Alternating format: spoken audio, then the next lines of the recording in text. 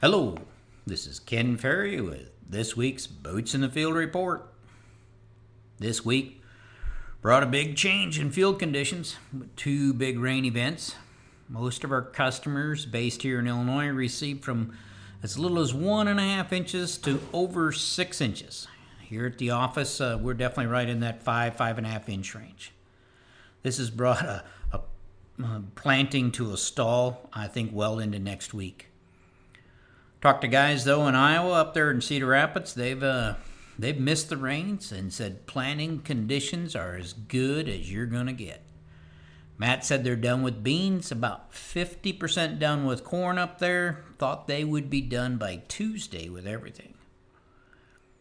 Talked with Ray over in northwest Ohio, and he said they have about 200 acres of beans in.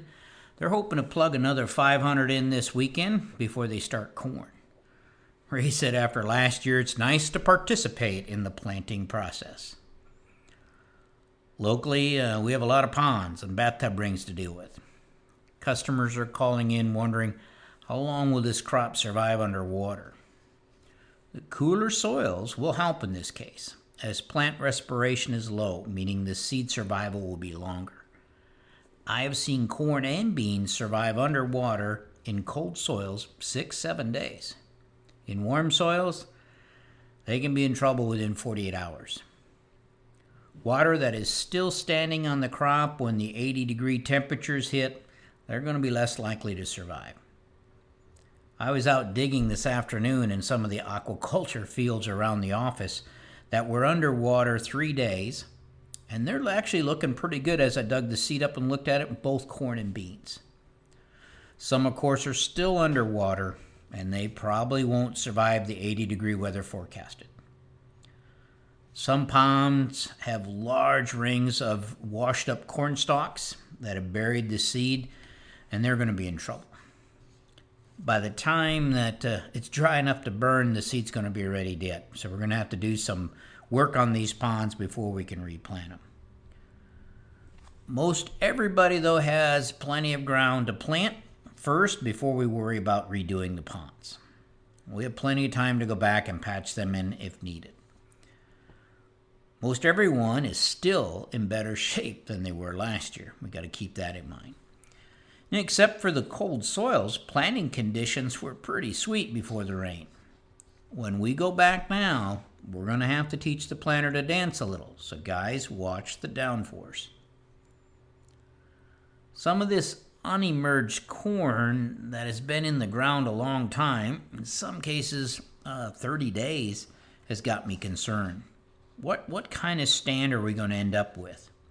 So scouts, stay on top of these fields. Remember, it's ear count, it's not plant count.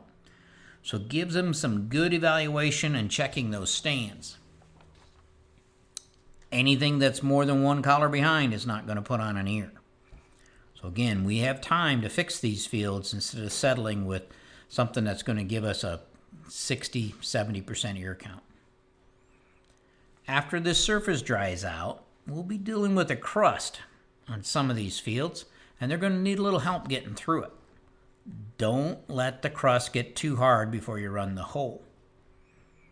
While I would focus on unplanted acres before I worry about redoing a pond, I would make time to run a hoe to keep us from replanting or losing some of that early planting advantage on these beans.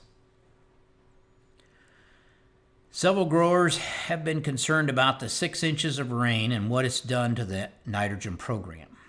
Well, this depends on how the program was managed and when it went on.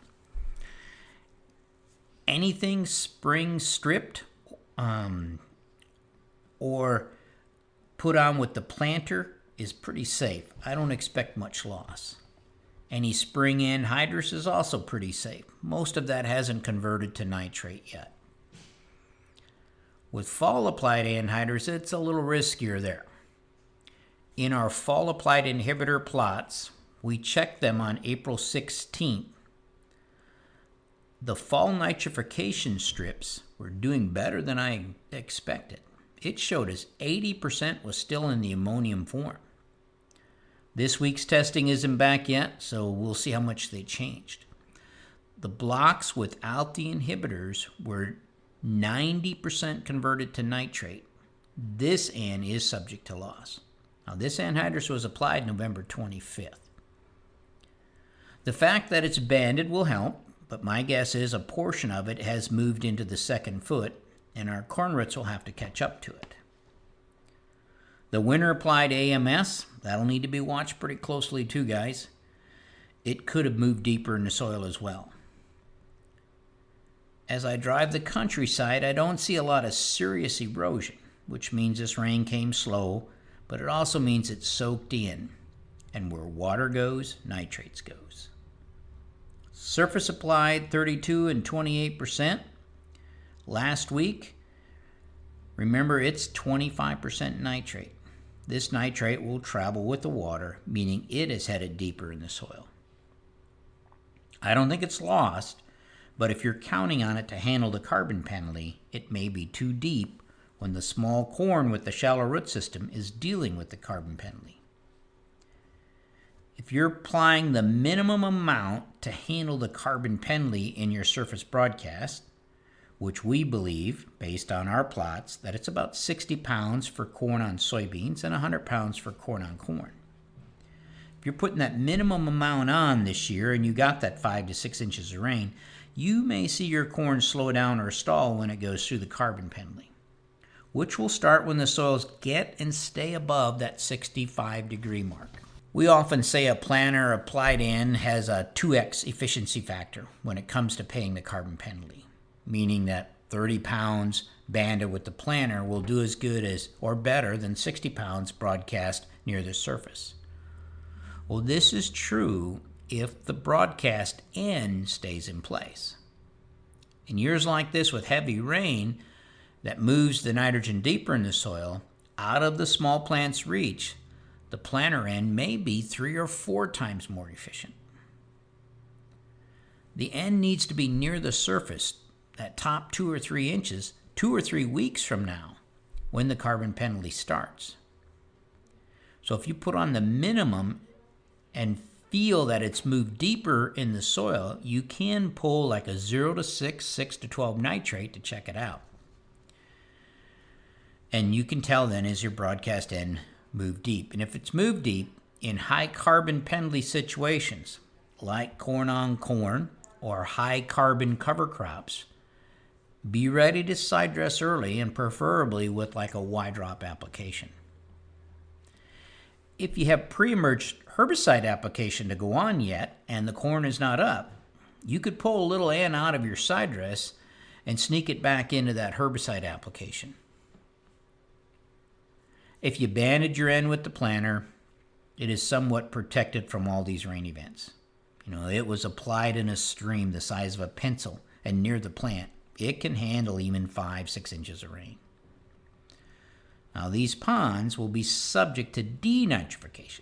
As well, we'll need to address that at side dressing time.